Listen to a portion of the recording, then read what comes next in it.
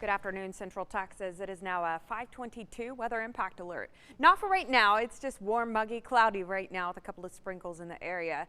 But isolated to scattered, strong to severe thunderstorms going to be possible starting tomorrow evening, going through the overnight hours into early on Wednesday morning. So let's dig straight into it. Right now, as I mentioned, a cloudy, muggy. You kind of feel the spring-like forecast that we're dealing with today on Monday. When you step outside, it's also very warm, almost 80 degrees right now in the 5 o'clock hour. Winds out of the south, breezy at times.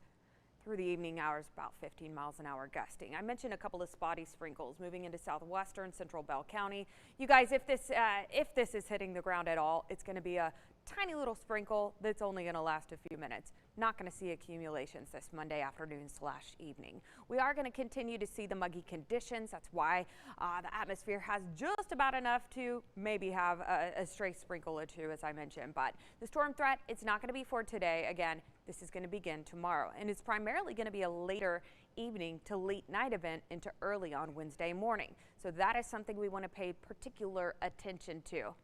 We'll get to the models here in a second. Brand new since the noon update, you see this orange area. That is a level 3 enhanced risk for severe thunderstorms from Alliance San Saba up to Meridian. So the further west that you go, especially west of 281 along 36 to the northwest of Gatesville, that is where the highest risk for severe weather is going to be, especially in the evening hours. I'm talking like 8 to 10 p.m. Storms will be marching in a linear fashion likely as the overnight hours roll on.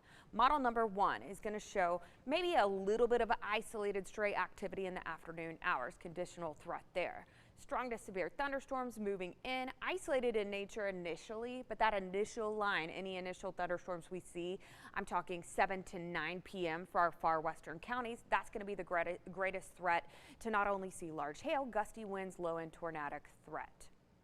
You can see that potentially some folks are going to get quite a bit of rainfall in the overnight hours. That's when we see a small spurt that we could see flooding.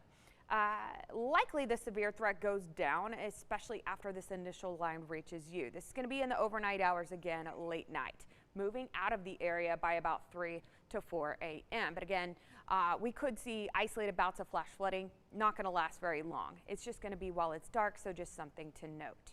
Second weather model is going to typically agree. Now, it's going to be isolated activity possible, but not very extensive in the afternoon hours. Line of thunderstorms, again, second model does agree. So at this point, we believe this story that strong to severe storms are going to approach our western counties about 8 to 10 p.m.